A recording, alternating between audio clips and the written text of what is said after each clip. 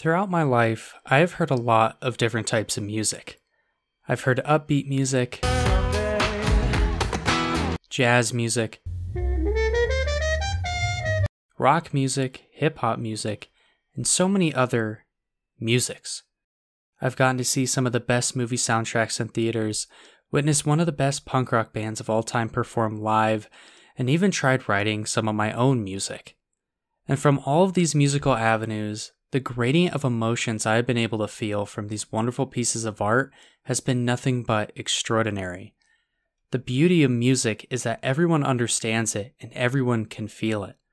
I love music passionately, and because I love it, I try to free it from barren traditions that stifle it. So why can't I describe how Clair de Lune makes me feel?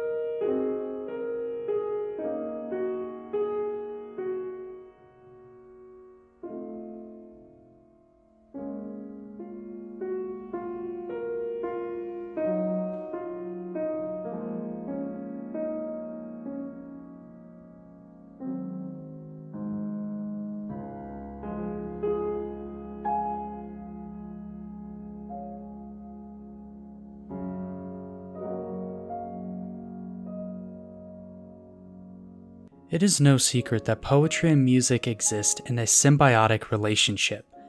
The way words transition to sounds in a way that can hardly be expressed in our vocabulary as a species. This feeling is what I would compare to a piece of cinema that pulls us in.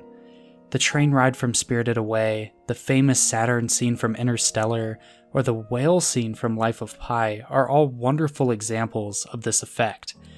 However, Clair de Lune to me is what achieves this best. Never before have I heard a piece of music that not only captures an emotion I can't describe, but resonates that emotion within me. When I hear Clair de Lune, I don't just hear the soft melodies intricated by swells and relapses of the piano keys. I also hear the depth, persistence, and love of all things beyond our realm of contemplation.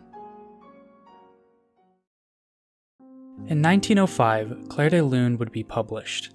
The piece, based off of the famous poem by Paul Verlaine, would reach a threshold of art that few artists can pertain to.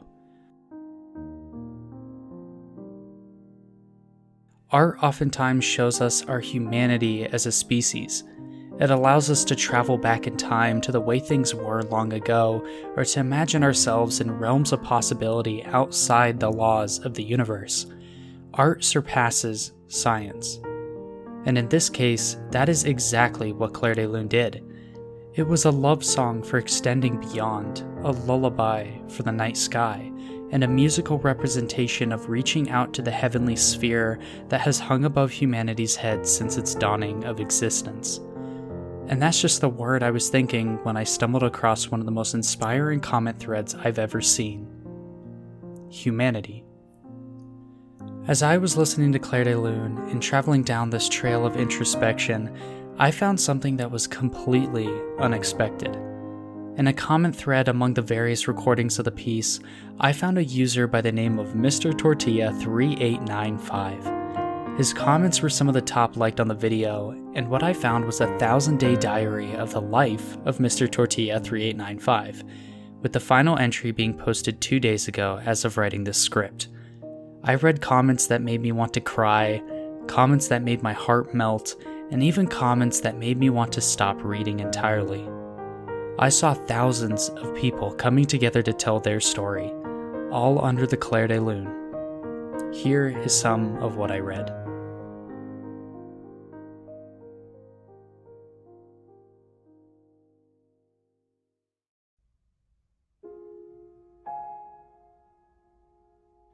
Since I have no one to vent to, here goes. Day 1.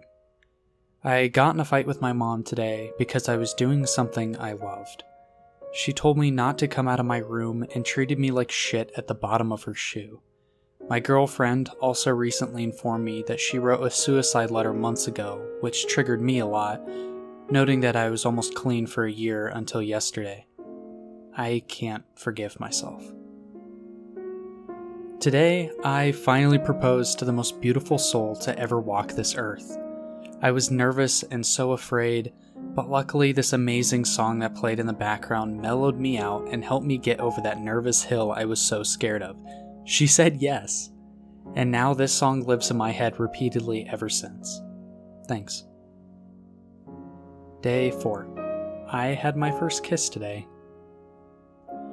I am 74 years old, and this has been my favorite piece of music since I was 4 years old. It still gives me chills every time I listen to it, and it was on the backside of a 45 record that my dad bought for the Deep Purple on the other side. Day 296. Finally finished the cake. Happy birthday, sis. You've done so well. And for 5 minutes, everything was okay. It's been a while since I've came across an internet phenomenon like this. Listening to this under the full moon, I miss you very much. I first heard this song 15 years ago when my son was born. I used to rock him to sleep to it. Now I sit here teared up wondering where the time has gone. I love my boy. Day 512, day 305, day 22, day 345, day 967, day 1, day 35, day 1000.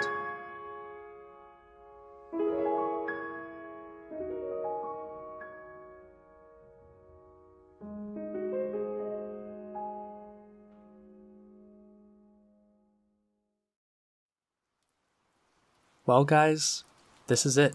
Day 1000. Time has flown by, and I feel so mature. I want to thank you all for accompanying me in my journey and supporting me. It really does mean a lot, and I appreciate it so much. You all keep being wonderful and keep positive. I remember when I wasn't in a good place. It hurt. I didn't know if I could keep myself happy. It was hard to. Quitting activities, turned away by loved ones. With time, it will get better. Over these entries, I've learned to keep positive. Dwelling on the bad things only limits your opportunities. Give life a chance, even if it punches you in the stomach. To those of you who read my comments, thank you for staying in my journey. To those of you who reply to my comments, I read every single one of them. To those of you who do their own entries, keep on doing it.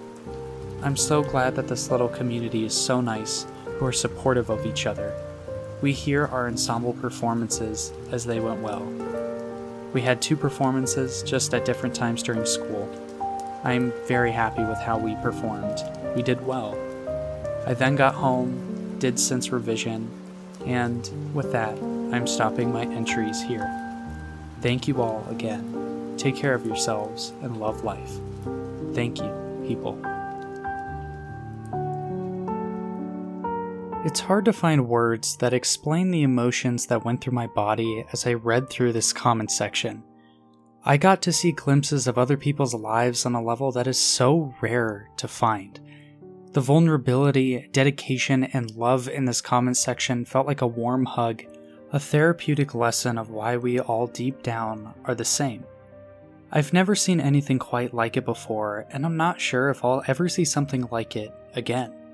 I read about individuals wanting to see their loved ones one last time, and I read about souls that felt lost in this wide world of ours.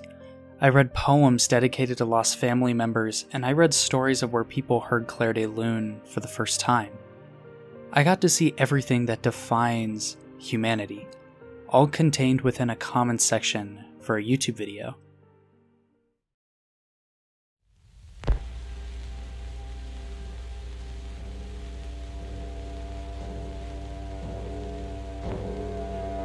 The study of the universe spans almost inconceivable extremes of size and distance and time. From the vast island of stars we call a galaxy to the tiny atom and the particles that comprise it. To write an effective love letter to Clair de Lune is like trying to describe the basis of what love is. It's an emotion that our languages just can't describe.